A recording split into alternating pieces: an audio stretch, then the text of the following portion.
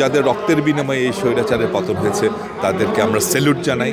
যে সিচুয়েশনের মধ্যে দিয়ে আমি গিয়েছি সেই সিচুয়েশনের মধ্যে দিয়ে কম বেশি সবাই আর কি আমরা ছিলাম। ক্রাইসিসে আমাদের তৃণমূলের নেতাকর্মীরা আমাদের দলের পাশে এসে দাঁড়িয়েছে এবং দলকে রক্ষা করেছে। সামনের যে সময় আমাদের সামনে অপেক্ষা করছে এই সময়গুলোতে আমরা আসলে আমাদের কাজ করার পদ্ধতিগুলো কী হবে, আমরা কিভাবে এগিয়ে যাব সামনের দিনগুলোতে।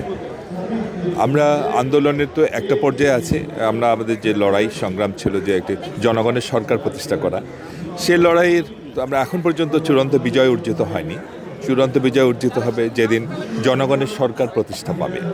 তো সেই লড়াইকে বাকি যে লড়াইটুকু আছে সেটুকু আমরা কিভাবে সফল হতে পারি, কিভাবে জনগণের ক্ষমতা আমরা জনগণের কাছে ফিরিয়ে দিতে পারি, সে ব্যাপারেই আলাপ আলোচনা হবে।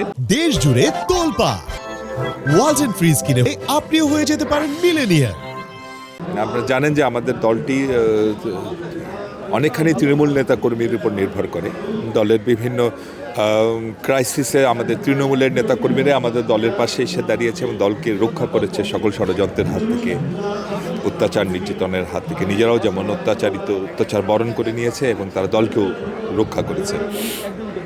তো সেই তৃণমূলের নেতাকর্মীর মতামতকে আমরা সবসময় প্রাধান্য দিই এবং আজকে তৃণমূলের যারা প্রতিনিধি যারা এখানে আসবেন তারা তাদের মূল্যবান বক্তব্য রাখবেন এবং তাদের বক্তব্যের উপর ভিত্তি করেই আমাদের মাননীয় ভারপ্রাপ্ত চেয়ারম্যান সাহেব এবং দলের যারা অন্যান্য সিনিয়র নেতৃবৃন্দ আছেন তারা আমাদের পরবর্তী কী করণীয় তা নির্ধারণ করবে। তো আজকের বর্ধিত সভাটি এই জন্য অত্যন্ত গুরুত্বপূর্ণ। তো দেখা যাক কী আলাপ আলোচনা হয়। দেখেন, আমরা যারা পলিটিক্স করি আমরা আসলে এই যে নেতাকর্মীদের দ্বারা মাঝখানে থাকা, তাদের সাথে কথা বলা, এটা আমাদের কমফোর্ট জোন। দীর্ঘ 15-16 বছর আসলে আমরা এইসব থেকে বঞ্চিত হয়েছি। আমরা আমাদের নেতাকর্মীদের সাথে ইচ্ছে হলেই কথা বলতে পারিনি, দেখা করতে পারিনি স্বৈরাচারী সরকারের নানা নিপীড়ন নির্যাতন এবং নানা ষড়যন্ত্রের কারণে। তো আজকে স্বৈরাচারের বিদায় হয়েছে, দেশে মোটামুটি একটি পরিস্থিতি তৈরি হয়েছে যেখানে আমরা কথা বলতে পারি, আমরা নেতাকর্মীদের সাথে মতামত বিনিময় করতে পারি। তো আমাদের সেই অনুভূতি আসলে মুখ দিয়ে ব্যক্ত করা যাবে না, এটা একদম ভিতর থেকে আসে। আসলে আমরা সত্যি আজকে আমাদের খুব ভালো লাগছে যে সবাই মিলে আমরা আজকে এখানে একত্রিত হতে পেরে। দেখেন, মানে এখানে যারা এসেছেন, আমি হয়তো একটু বেশি মামলা খেয়েছি, কিন্তু যারা এসেছেন সবাই মামলার আসামি যারা, আর কেউ মানে এখানে যারা এসেছে মামলা নেই এমন লোক খুঁজে পাওয়া যাবে না। যে সিচুয়েশনের মধ্যে দিয়ে আমি গিয়েছি সেই সিচুয়েশনের মধ্যে দিয়ে কম বেশি সবাই আর কি আমরা ছিলাম। তো সবাই মিলে আজকে আমরা এখানে একত্রিত হয়েছি। নির্যাতিতরা নিপীড়িতরা যারা লড়াইয়ে ছিলাম, তো সবাই এখন এই অনুভূতি যেটি বললাম এটি একটি ভিন্ন ধরনের অনুভূতি।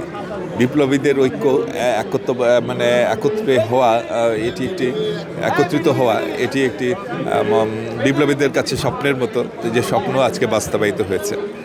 আমাদের যে ভাইরা তাদের রক্ত দিয়ে আমাদের এই সুযোগ করে দিয়েছেন, তাদের সবার স্মৃতির প্রতি গভীর শ্রদ্ধা জানাই। এই 15-16 বছর যাদের ত্যাগ তিতিক্ষা এবং সবশেষে যে প্রায় 15 দিনে 1500 মানুষকে হত্যা, যে নিষ্ঠুর বর্বরতার মধ্য দিয়ে একটি স্বৈরাচারের পতন হয়েছে, যাদের রক্তের বিনিময়ে এই স্বৈরাচারের পতন হয়েছে তাদেরকে আমরা স্যালুট জানাই। তাদের এই ত্যাগ ইতিহাসের পাতায় লেখা থাকবে।